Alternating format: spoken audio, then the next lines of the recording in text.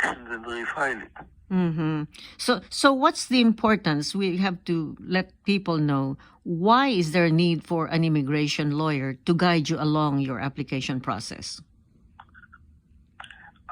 People ask me, do I need a lawyer? Mm-hmm. And my answer is, depends what you have more of. Do you have more time or you have more money? Okay? Even if you have more time, then you don't need a lawyer, because you can file the application, they'll send it back to you, you can make corrections, they'll send it back to you again, okay?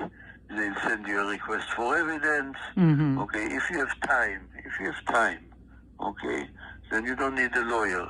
By the time you finish, you will be an expert, because you'll make all the possible mistakes and you will learn, okay, at the end.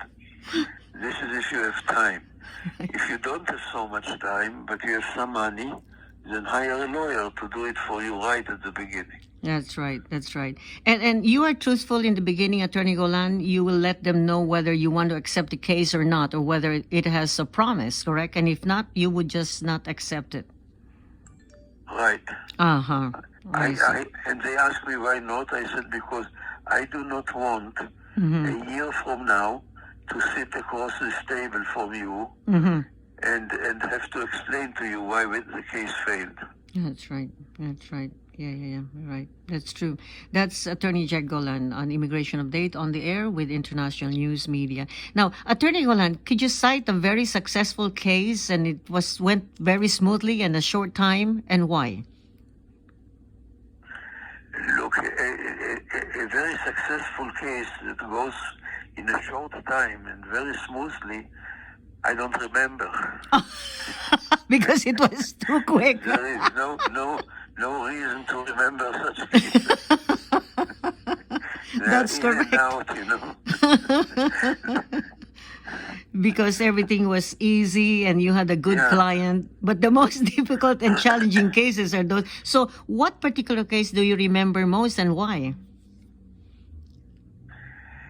I remember cases that have complications, okay, and that require a struggle with the immigration service. Yes. And from time to time we get a complaint from the immigration service that your office brings us weird cases. I agree, they are weird, but they are legal. Right. They are unusual. The circumstances are unusual. But if you check it out, fact by fact, everything is legal, and there is eligibility. And now, please give me a green card. You must be so happy, Attorney Golan, when finally this very challenging case gets approved, correct? Absolutely. Yes, that is the joy of immigration expert. Now, some final questions, Attorney Golan. For someone, an individual who called and said that his work visa actually has terminated, can he extend this? I mean, wait for the extension, and if the employer does not extend, can he look for another employer? However, in the meantime, his work visa has expired. What happens? It depends on the type of work visa. I assume that you are talking about an H1B. Yes. And this type of visa, when it expires, has a very short grace period during which to find a new employer. Oh, wow. So this is a very uncomfortable situation. But can he apply for a student visa?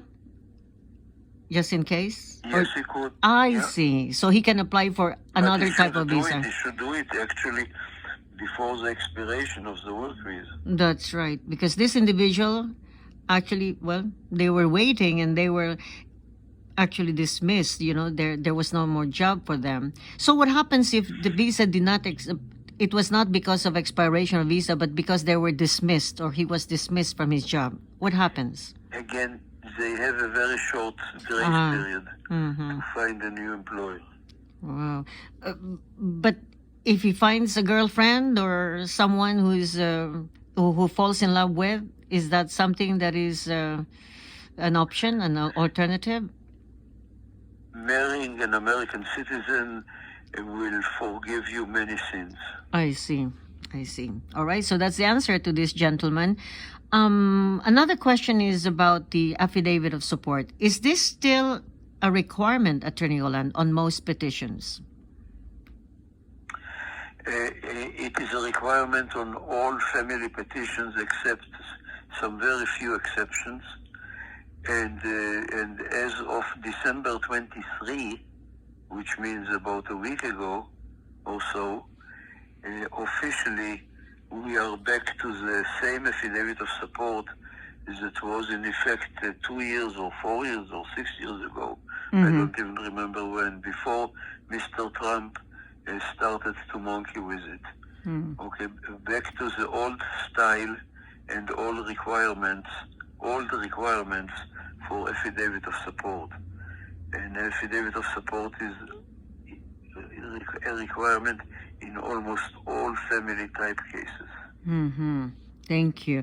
Another question from someone with initials Z. All right, this is for you. She was asking whether it is worth contacting a senator or congressman in her district to be able to help her with her immigration concern. Depends what is the concern. If the concern is only a delay, then it is useful to have a senator intervene. But if the concern is eligibility, I see. If you want the senator to create eligibility for you, this is a waste of time. I see. And so, what about in deportation cases? Is that something useful, Attorney Golan?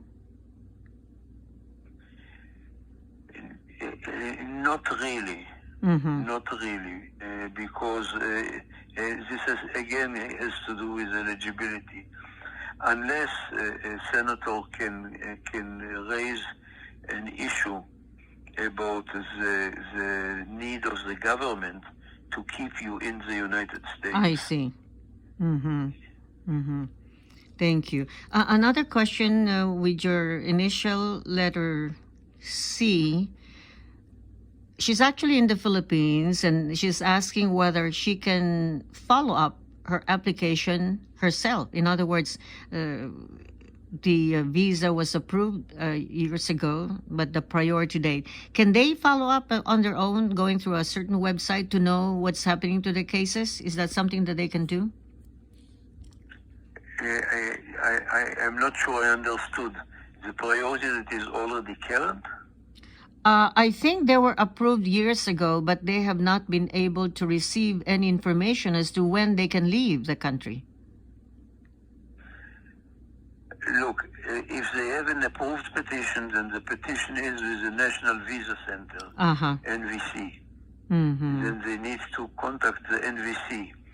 But again, the question is about the priority date. Yes. Whether it is current or not. Wow. If it is not current, then there is again no use to contact anybody.